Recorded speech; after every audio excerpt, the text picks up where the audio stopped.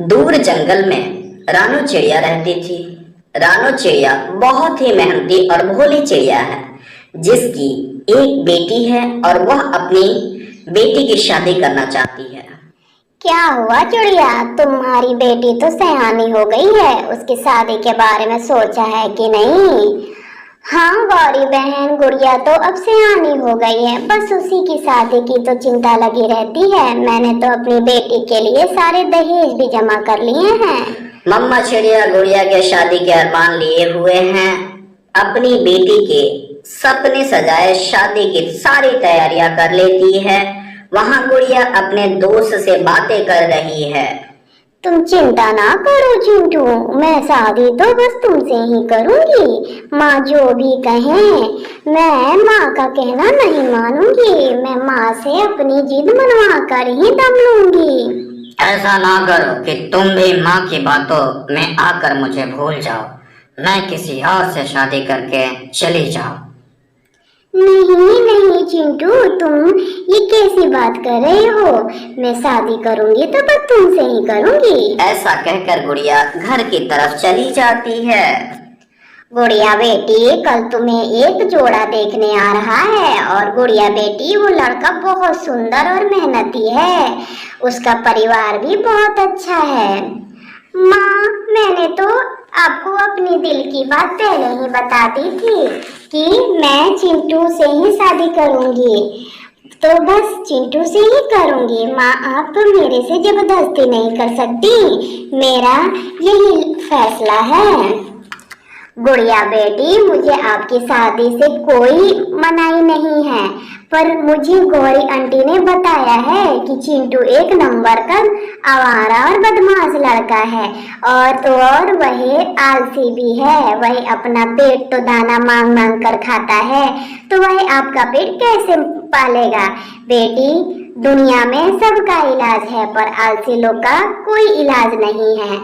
माँ, मैं चिंटू से बहुत प्यार करती हूँ, इसलिए आप मेरे सामने चिंटू की बुराई ना करें। रानू चिड़िया गुड़िया की इन बातों से बहुत परेशान थी। उसे समझ में ना आता कि वह क्या करे, इसलिए वह गुड़िया की सहेली तोती के पास जाती है।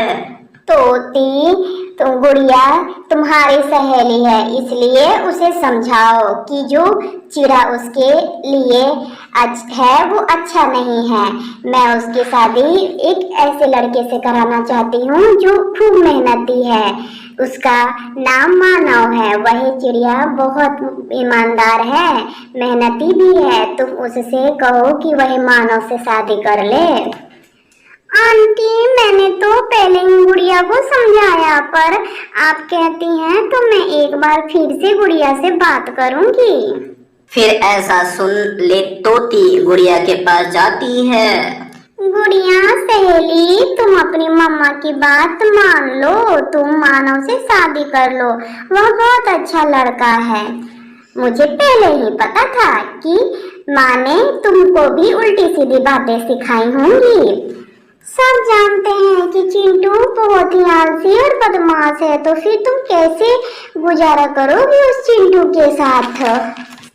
मैं प्यार करती हूँ उस चिंटू से, और प्यार में भूख प्यास नहीं देखी जाती। मैं भूखी रह लूंगी, मगर शादी में करूंगी तो चिंटू से ही करूंगी। आंटी, मैंने तो बहुत समझाने की कोशिश की गुड़िया को, पर वो समझना ही नहीं चाहती। मैंने तो सोचा था कि वह तुम्हारी पक्की सहेली है, वह तुमसे तुम्हारी बात ना टालेगी, वह मान जाएगी, पर उसने तुम्हारी भी बात ना मानी।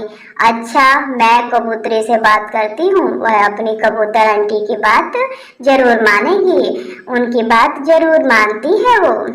ऐसा कर रानू चिड़िया लूसी कबूतरी के पास चली जाती है।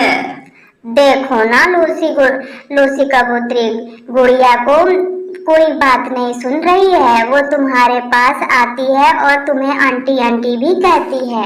तुम ही हो जो उसे समझा सकती हो, वह बदमाश आवारा चिंटू का साथ छोड़ दे। रानो, जब वह अपनी माँ की बात नहीं मान रही है तो मेरी बात कहाँ से सुनेगी? पर फिर भी तुम कहती हो तो मैं कोशिश करूंगी। शाम को जब लूसी कबूतरी अपने घर के बाहर बैठी हुई थी तो गुड़िया उड़ते उड़ते उसके पास आ जाती है। लूसी आंटी, कैसी हो? मैं तो ठीक हूँ, मैं तुम्हारा ही इंतजार कर रही थी। क्या माँ आई थी? माँ ने भी आपको उल्टी सीधी पट्टी पढ़ा दी है, मैं जो मेरी बिना सहेली से उन्होंने कहा था। तुम अपनी माँ की बात मान लो, क्यों नहीं मान लेती तुम? आज के बाद मैं आपके पास भी नहीं आऊंगी। वो जो मुझे चिंटू को छोड़ने को कहेगा मैं उसे ही छोड़ दूंगी। और इस बात से मुझे मेरी और चिंटू की जोड़ी से सभी जलते हैं। हम साथ में जो इतने प्यारे लगते हैं। गुड़िया के इन हरकतों से माँ हार मान जाती है। गुड़िया बेटी, मैं हार गई और आप जीत गई।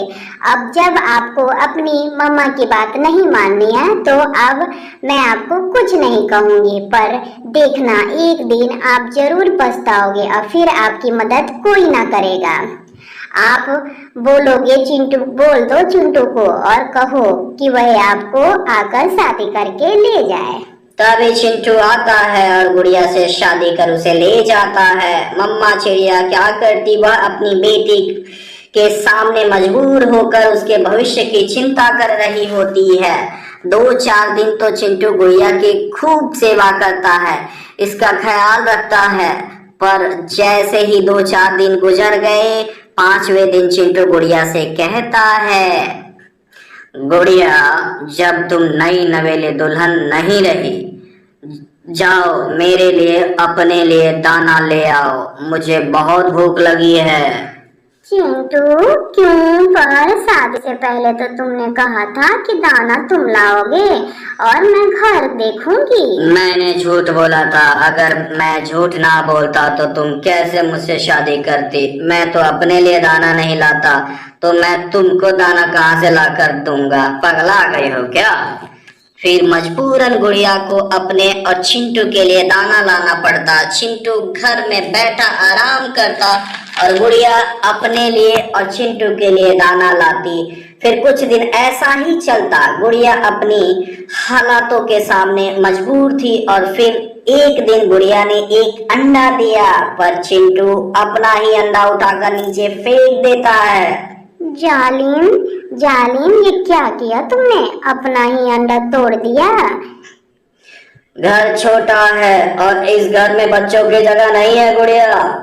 गुड़िया की जिंदगी तो दुखों से भर जाती है, मगर वह दुख सह रही थी क्योंकि उसने अपनी माँ को नाराज करके चिंटू से शादी की थी। अब तो दुख गुड़िया का मुकद्दर बन गया था। वह रोती रहती और सहती रहती, अपनी माँ की बातों को याद करती रहती।